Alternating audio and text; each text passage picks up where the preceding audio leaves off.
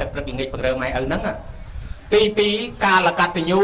អាហ្នឹងកូននៅឆ្ងាយមកម្ដងមកកាលយ៉ាងហោចមួយឆ្នាំឲ្យបាន2ដងគេហៅថាខែមន្តរដូវវសន្តរដូវគឺខែចូលឆ្នាំខែភ្ជុំបិណ្ឌ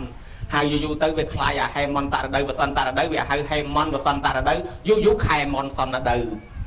ហ្នឹងហើយនៅឆ្ងាយមកនាំគ្នាដាំស្លជូនម៉ែឪសិនចាំទៅដើរលេងព្រោះមានកូនខ្លះខែចូលឆ្នាំម៉ែសង្ឃឹមតែកូនអញមកស្អែកអត់ឃើញខាន់ស្អែកមកឲ្យទៅលឺឡានបើកាត់មុខផ្ទះរត់មកមើលគេលោកកូនអញមកមួយថ្ងៃមិនឃើញស្រាប់តែមកបានផ្លែឈើមកកត្រកលុយ 50000 ជូនម៉ែឲ្យពរឲ្យហូមិនតាន់អីផងបើតាក់គេសញ្ញោផ្លែទៅវិញបាត់ហើយម៉ែឃើញកូនមកជុំគ្នានិមន្តលោកមកសូត្រមន្តឲ្យជុំគ្នាម្ដងលើករាសីព្រះហើយម៉ោងសូត្រមន្តហើយកូនបងបាត់កូនប្អូនរកកូនប្អូនបាត់កូនបងអាចារ្យខ្សឹបថាខ្ញុំនៅ3រូងទៀតប្រសងថាបញ្ញាប់ទៅ2រូងទៀតបើអញ្ចឹងសូត្រតែយាយតាអាដែលបាំងស្គរលេខផ្ទះក៏មិនបានបាំងស្គរលេខវត្តក៏មិនបានមួយថ្ងៃគេហៅទៅជប់លៀងឯនេះមួយថ្ងៃគេហៅទៅប៉ាវគ្នាឯនោះស្អែកដល់ថ្ងៃត្រឡប់ទៅវិញបាត់បាំងស្គរលេខនេះមិនបានឯនោះមិនបានត្រឡប់ទៅវិញម៉ែបាស្រូវជង្រុកកិនអង្គឲ្យ2បាវថែមទៅទៀតនៅលេង2 3ថ្ងៃអា 50000 នឹងចាយអស់ឲ្យថែមលុយម៉ែទិញសិតតែមកហូបអាឆ្ងាញ់ឲ្យកូននោះហើយដល់ទៅវិញបាត់ទៅម៉ែតាយាយទៅសែងក្រែពីក្រោយផ្ទះនោះត្រឡប់យកមកទុកវិញយកទៅដាក់ក្រុមដើមស្វាយក្រោយផ្ទះនោះគ្មានយកមកទេតាយាយទៅសែងយកមកទុកកាន់បាវដើររឹសសបកកំប៉ុងបាន2បាវទុកដោអេចាយហើយបើយ៉ាងហ្នឹងម៉ែឪសង្ឃឹមអីអញ្ចឹងបានថាមុននឹងដើរលេងទៅនេះទៅនោះអីគិតម៉ែគិតឪជូនបាយជូនទឹកនំចំណីគាត់ថ្វាយអង្គមសុំពរសុំជ័យហើយសឹមទៅដើរលេងអាហ្នឹងបានគេហៅថាកាលកតញ្ញូមកម្ដងមកកាលប៉ុន្តែម៉ែឪចំណាំតែគាត់ខឹងអាកូននៅចិត្តហ្នឹងគាត់មកលើកទៅសើថាកូនឆ្ងាយអានោះល្អអានេះល្អប៉ុន្តែតាមពិតមួយឆ្នាំបានមកម្ដងហើយដល់តែកតញ្ញូទី3បកាសនៈកតញ្ញូដាក់មេក្រូប្រកាសដូចថ្ងៃហ្នឹងឲ្យគេដឹងឲ្យគេឮឲ្យទេវតាដឹងឮថាកូនសារភាពគុណហើយកូនបានធ្វើបុណ្យសងគុណមេត្តាបិតាហើយនេះកតញ្ញូ3យ៉ាងដែលប្រគុណជាអង្គម្ចាស់ព្រះគ្រូវត្តមឹមកហឹមដូចតោចង់ដឹងនឹងបានឮឲ្យសូមជ្រាបសាធុព្រោះណាស់ញាតិញោមណាបកាយមែនណាមែនละមួមែនណាដឹងកតញ្ញូចែកតែតាមប្រភេទកូននឹងដឹងបកាសកតញ្ញូនិច្ចកតញ្ញូកាលកតញ្ញូកតញ្ញូទី1និច្ចកតញ្ញូនឹងមិនសូវស្រួលប្រហែលទេត្រូវមាត់រហូត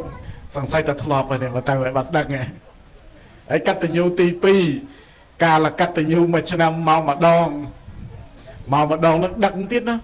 ដឹងតែគេលើកក្រេទៅដាក់ក្រោយផ្ទះជួបជុំគ្នាដឹងទាំងយាយដឹងទាំងតាហើយណាស្ពាយក៏រងដើររឹកសបកកប៉ុកនេះណាទៀតសង្ស័យទៅលោកមើលគេមិនដឹងមុខហ្នឹងមើលទៅប្រភេទទៅដឹងតែញ៉ាំអញ្ចឹងធ្លាប់ហើយសិតតែមានបទពិសោធន៍ទេបានដឹងបើអត់បទពិសោធន៍អត់ដឹងទេហើយដល់ទៅកតញ្ញូមួយទៀតបកាសកតញ្ញូ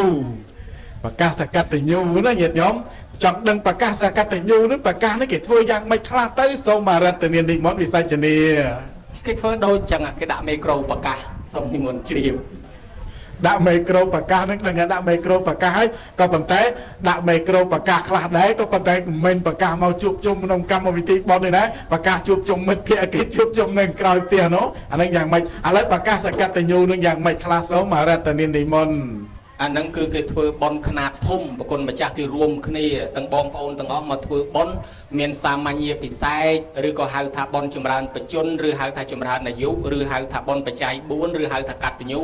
ស្រុកខ្លះគេធ្វើបុណ្យឆាកស្រុកខ្លះគេធ្វើបុណ្យជីវទានច័ន្ទសុគរីសោតឆាកមហាបាំងស្គលទាំងអស់ហ្នឹងវានៅក្នុងបកាសកតញ្ញូដូចគ្នាបកាសនៈកតញ្ញូដាក់មេក្រូប្រកាសណោមើលគេរៀបបាយសៃអញ្ជើញទេវតាមកអស់ហើយបើថាថ្ងៃណាគេធ្វើបុណ្យថ្ងៃហ្នឹងដូចគ្នាហ្នឹងតែអាចារ្យខាងនោះហៅមិនទាន់អាចារ្យខាងនេះហៅទេវតាមកនេះអស់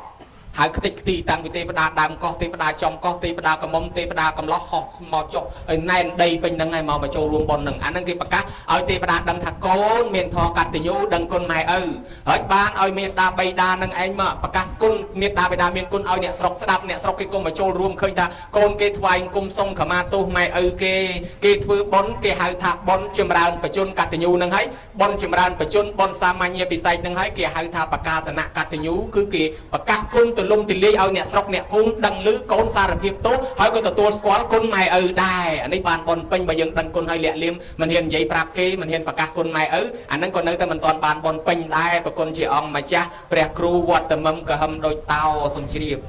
ចេះថាហើយដឹងធ្លាប់ស្ដាប់គេកហឹមពីកាលណា អត់ដឹងថាដូចតោគ្រាន់តែលឺតាមតាសិនស៊ីសមុទ្រសោះហ្នឹងចេះតែថាដូចតោថាក៏ពិតតោនឹងវត្តមមកមិនចេះក៏ហឹមទេតោថ្មទេ